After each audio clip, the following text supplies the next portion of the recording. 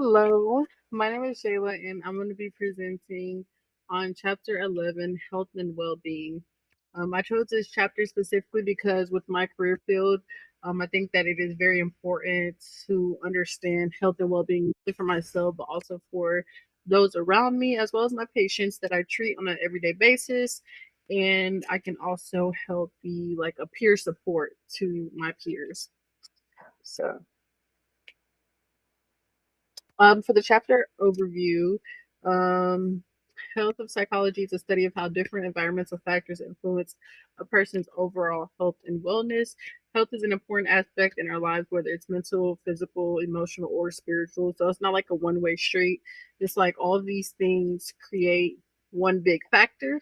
So if one of these things are imbalanced, then it can throw off everything else, which I mentioned quite a few times in my presentation. Stress can affect a person's mental and physical health chronically if left untreated. So, whenever we're in high stress situations or we're stressed for an extended amount of time, it can lead to anxiety, depression, even ADHD in some people. Um, the main idea of Chapter 11 is that the mind and body are closely related and in sync. Sorry, I don't know if you can see my screen moving or not. I'm not really sure how to work this too well.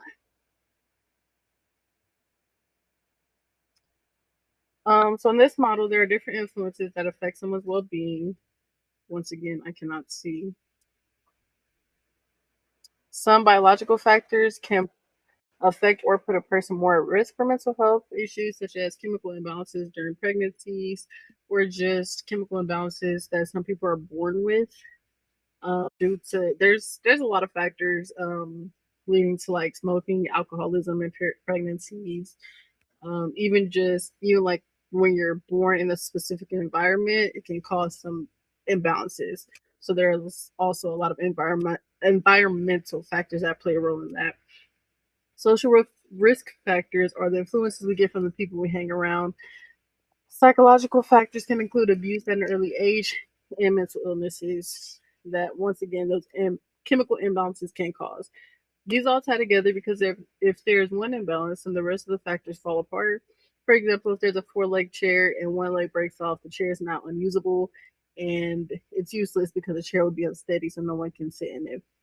If we are physically sick, it can disrupt our mental stability and vice versa. Our body has a fight or flight response. When our body detects something unusual or unsafe, our body reacts in different ways using a safety mechanism response. That safety mechanism response is our fight or flight system, which releases norepinephrine and epi, or norepinephrine and epinephrine, which can also release cortisol, adrenaline, and things like that. For example, if you're camping, there's a bear, your fight or flight response will kick in. Your heart rate will increase, your digestion will slow down, muscles will tense, and adrenaline will increase. Usually, if you're after you're in your response mode, after you get into your fight mode, you you kind of calm down. After that's kind of like we call it rest and digest. So after get out of your fight or flight mode, your adrenaline starts to decrease, and that's when your digestion will start to kind of speed back up. Um, Problem is if you're always in a fight or flight mode, is that it can cause long-term issues such as chronic depression and stress, lack of sleep, and it can make it difficult to build genuine connections and relationships because you're always going to think that you have to be in fight or flight mode with everything. So it's not only going to apply to specific situations, you're going to just always be on 10 no matter the situation. So it can get to a point where you're making little situations bigger than they need to be, basically, which sometimes we all kind of struggle with that.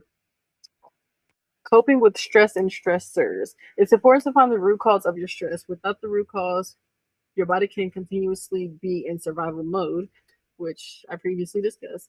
It's wise to focus on the problem focused coping, such as specific situations that cause your stressors, such as if you're stressed about finance or you're stressed about school. It's very important to kind of solve that problem. Otherwise, you're just going to continuously be stressed, okay? Um, Emotion focused coping is more focused on managing your emotions than directly focusing on the root cause. So I guess like if you're stressed about finances, it'll be very good and wise of you to handle that. However, if you are unable and it's just kind of out of your control, you kind of got to learn how to manage those emotions, which all of us can do. We all fall short sometimes. Um, Good things to do is exercise, which lowers your cortisol. Rest, religious practicing such as praying, and social support can be beneficial to people who are stressed. Sometimes just feeling the comfort of our loved ones around us will make us feel more stressed and secure within ourselves.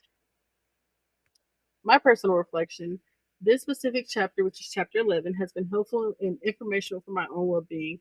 I am someone who works in a career that runs off of adrenaline, and sometimes it feels addictive, or I don't know how to properly turn the feeling off whenever I get home. I work with different people slash patients who requires different needs. This chapter helped me with insight and information that I can use to support someone else, whether, as I said, it's my peers, coworkers, patients. Um, excuse me. Sometimes all I have is my faith slash religion to get me through the day. I've had a lot of struggles in life, so understanding the root cause to some of my emotions and feelings can be helpful when trying to solve my problem. Um, I work at EMS, so it's constantly go go go with us. And sometimes whenever I get home, I don't know how to necessarily turn off that feeling. I'm just always kind of seeking the adrenaline rush, which can be unhealthy. So it's very important that I understand why am I so addicted to this feeling. It kind of gets to the root cause and kind of know when to turn it on and off. Basically, applying it to my life. Um, it's important that I recognize stress slash stressors early on. Ensure proper rest and recovery is important. Utilize healthy coping strategies. Um, is also very important because that's more so when people turn to the drugs and addictions and things and the alcohol to kind of use it as an escaping mechanism. So finding those solutions early on is pretty important. Communicate with the people around me and ensuring social support is available. I would say that's one of the biggest things for me is with my job and the things that I see, it's kind of hard to go home and talk about it to people. So this could actually be a little hard. And me, I keep work relationship and home life relationship very separate. So I don't hang out with people outside of work. They're my family. Whenever I'm here, they're my family, my ride or die. Like I will put my life on the line for them. But it's just kind of hard to talk about certain things with certain people. So I don't talk about home life with work people, and I don't talk about work things with people at home because they don't understand. Um, I don't know how to talk about at a dinner table. Hey, I just had a 2-year-old die in my arms, and everybody just go on about their day as normal, and I just kind of have to deal with that. So that's something that I struggle with, and I'm still working on. Which this course has helped me recognize a lot of things, and I appreciate that. And lastly, but not least, prioritizing long term well being is important. A lot of people try to suppress things for short term or find solutions short term when we really need to find one for long term. My key takeaways and my conclusion is ensuring a healthy well being is understanding that it is multidimensional. If one thing is altered or not right, then it can cause an imbalance of the other factors. Understanding the causes of your stress can help find a proper solution and helps provide healthier choices. Understanding that small and consistent changes can improve a lot. Working out consistently can help with a lot of stressors. So, overall, chapter 11 is a great chapter, and there are a lot of key takeaways that I got from it. And I just hope that I can carry this on throughout my career, throughout my school journey, and even throughout life. And as I said, I can use it as a way to support others when they need it and just help them have that information. So, thank you for watching my presentation.